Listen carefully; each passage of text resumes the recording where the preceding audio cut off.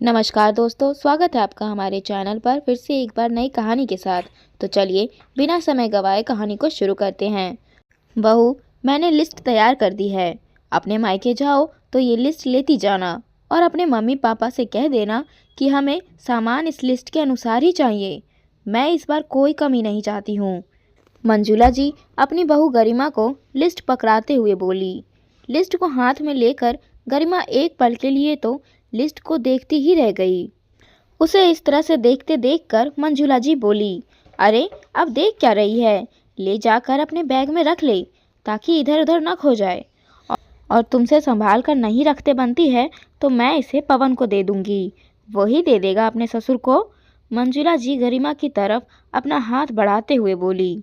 ये देखकर गरिमा बोली, पर मम्मी जी हमारी कल ही तो बात हो गई थी ना, भला मम्मी पापा इतना सब कहाँ से दे पाएंगे। अभी अभी तो पापा की सर्जरी हुई है। अभी अभी सर्जरी हुई है तो मैं क्या करूं? उस सर्जरी के पैसे भी तो तुमने लगाए थे। तुम्हारे माता पिता को तो तुमसे लेते हुए शर्म नहीं आती? अब तुमने पैसे दिए हैं तो बदले में क्या तुम्हें वो इतना सा भी नहीं दे सकते? तुम तो वो पैसे लेने को तैयार नहीं हो, तो कम से कम बदले में सामान ही ले लो। पर मम्मी जी, पैसे मैंने इसलिए तो नहीं लगाए हैं कि बदले में मम्मी पापा मुझ पर इतना खर्च करें। आखिर भैया का बिजनेस पूरा ठप हो गया है और पापा की बीमारी में थोड़े बहुत पैसे मैंने लगा दिए तो क्या हर्ज है। आखिर कमाती हूँ तो थोड़ा बहुत तो उन पर खर्च कर ही सकती हूँ ना। गरिमा ने अपनी बात रखनी चाहिए। अरे वाह बहू, तुम्हारा बढ़िया है, रहती यहाँ हो खाती यहाँ का हो और खर्च उन पर करोगी। एक तो हमसे बिना पूछे तुमने पैसे दे दिए और अब ये नाटक कर रही हो। और अभी तुम कौन सा कमा रही हो? बेटे के होने के बाद तो तुमने जॉब छोड़ रखी है। अब मुझे कुछ नहीं सुनना, चुपचाप से लिस्ट पकड़ा देना उन्हें। आखिर समाज में हमारी भी कोई इज्जत है। पर मम्मी जी, मैं कमा नहीं रही तो क्या हुआ? पापा की बीमारी में जो पैसे लगाए थे वो तो मेरी सेविंग्स में से थे। मैंने तो पवन जी से भी कोई पैसे नहीं लिए थे। गरिमा ने कहा। अरे वाह, मायके के लिए तो अब मेरा तुम्हारा होने लग गया है। भूलो मत, अब तुम इस घर की सदस्य हो, तुम्हारी कमाई पर हमारा पहला हक है। और रही बात सामान की, तो जब तुम्हारी बेटी हुई थी तब मैंने कुछ नहीं कहा था, लेकिन अब मेरे पोते का मुंडन है, इसमें मुझे कोई भी कमी नहीं चाहिए, कहकर मंजुला जी अपने कमरे में चली गई। गरिमा पर्ची को थामे ऐसे ही खड़ी रही। आखिर बेटी के टाइम पर भी क्या कमी रखी थी? उस समय भी काफ़ी कुछ मांगा गया था और मम्मी पापा ने वो सब कुछ दिया था। उस समय तो उनकी स्थिति भी अच्छी थी। भाई का बिजनेस अच्छा चल रहा था तो वो अच्छा कमा रहा था। पापा की नौकरी भी थी, लेकिन भाई की शादी के बाद सब कुछ गलत ही गलत हुआ। भाभी पहले से ही किसी और को चाहती थी, पर माता पिता के दबाव में आकर शादी कर ली। लेकिन शादी के बाद ससुराल में आकर तमाशे शुरू कर दिए। माता पिता के दबाव में आकर शादी तो कर ली, लेकिन शादी के बाद मुखर हो गई। अब वो खुलकर कह रही थी कि वह शादी को नहीं निभाना चाहती। वो अपनी ज़िंदगी उस शख्स के साथ जीना चाहती है जिसके साथ वो प्यार करती थी। इसीलिए वह तलाक चाहती है, पर तलाक के एवज़ में अच्छा खासा पैसा भी चाहती है।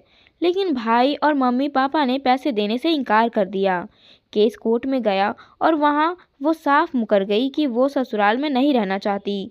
आखिर केस लंबा खींचते खींचते देख कर मम्मी पापा ने पैसे देकर इस आफत से खुद को मुक्ति किया। लेकिन इन सब चक्करों में भाई ने काफ़ी मानसिक यंत्रणा झेली। इस कारण वो अपनी बिजनेस पर ध्यान नहीं दे पाया और धीरे धीरे कर उसका बिजनेस ठप हो गया। पहले शादी का खर्चा और उसके बाद में तलाक, इन सब में ही पापा के पास सेविंग्स के नाम पर कुछ भी नहीं बचा। ये सब क्या कम था कि पिछले महीने उसके पापा को हार्ट अटैक आ गया। इसके कारण बाईपास सर्जरी करानी पड़ी। घर की माली हालत खस्ता थी, इसीलिए गरिमा ने अपने पास से अपनी सेविंग्स निकालकर भाई को दे दी थी। भाई ने कहा भी था कि जब उसका काम वापस हो ठीक हो जाएगा तो वो पैसे चुका देगा, लेकिन गरिमा ने इसके लिए मना कर दिया। बस यही बात उसकी सास को चुभ गई। अभी गरिमा सोच ही रही थी कि इतने में पवन कमरे में आया और उसे चुपचाप खड़े देखकर उसने पूछा, क्या हुआ गरिमा, क्या सोच रही हो? चलो देर हो रही है, फिर शाम को वापस भी तो आना है।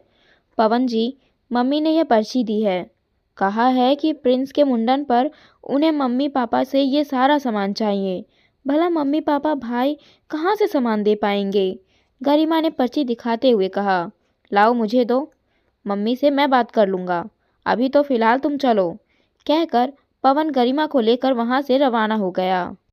शाम को जब वो लोग वापस आए तब मंजुला जी ने घर में घुसते ही गरिमा से पहला सवाल यही किया, बहू मैंने जो बोला था वो काम कर दिया तुमने। उनकी बात सुनते ही गरिमा ने पवन की तरफ देखा तो पवन ने उसे अंदर जाने का इशारा किया। गरिमा के अंदर जाते ही पवन ने मंजुला जी से कहा, मैंने उसे मना कर दिया वो पर्ची देने के लिए। क्यों? रीति रिवाज का तो देना ही पड़ेगा। फिर क्यों मना किया? अरे नाती का मुंडन है तो क्या ऐसे ही मुंह उठाकर चले आएंगे? मम्मी उन्हें जो देना है वो अपनी खुशी से दे देंगे, हमें मांग कर नहीं लेंगे। और यही बात रही बेटे के मुंडन की, तो मेरा बेटा है, मैं इस काबिल हूँ कि मैं उसका खर्चा उठा सकता हूँ, तो खर्चा तो तू ही उठा रहा है ना। लेकिन ये तो शगुन के तोहफे होते हैं जो बच्चे के ननिहाल से आते हैं। ऐसे कैसे तोहफे मम्मी जो मांग कर लिए जा रहे हैं, जिसके लिए बकायदा पर्ची बनाई जा रही है। तोहफा है तो बच्चों को मिले, पूरे खानदान के लिए क्यों मांगे जा रहे हैं। पवन की बात सुनकर मंजुला जी चिढ़ते हुए बोली, देख पवन ये रीति रिवाज का है, हम भी दूसरों से लेकर बैठे हैं तो हमें भी देना पड़ेगा। एक तो बहू पहले ही इतने पैसे देकर बैठी हुई है, उन लोगों को इतना सा सामान भी नहीं ले सकते हैं क्या हम उनसे। तो मम्मी आप शगुन के नाम पर वो पैसे मांगना चाह रही हो। पवन के बोलते ही मंजुला जी चुप हो गई। मम्मी ये तो गलत बात है, गरिमा के मायके में इतनी मुसीबतें आई है, उसके बावजूद भी आप सब कुछ जानते हुए इस तरह की बातें कर रही हो। एक पल के लिए भी आपको यह नहीं लगा कि मैं पर्ची कैसे भिजवा रही हूँ। कम से कम इंसानियत के नाते ही आपको ऐसा नहीं करना चाहिए था। मम्मी गरिमा ने कहीं कभी भी कोई कमी नहीं छोड़ी हमारे घर में, उसने हर मुसीबत में हमारे परिवार का साथ दिया है। पर आज उसका परिवार तकलीफ में है तो आपको भी साथ देना चाहिए था, पर आप ऐसा बचपना कर रही हो। अगर उसके मन से आप उतर गई तो आने वाले वक्त में तकलीफ भी आपको ही होगी। शगुन को शगुन ही रहने दो, उसे ज़बरदस्ती का सिर दर्द मत बनाओ। पवन की बात सुनकर मंजुला जी भी कुछ कह नहीं पाई, आखिर बात तो सही थी। शगुन को शगुन ही रहने दो, भला उसे सिर दर्द बनाने से क्या फ़ायदा। और फिर ऐसे शगुन का क्या काम जो रिश्ते खराब करे और ज़िंदगी भर की टीस छोड़ जाए।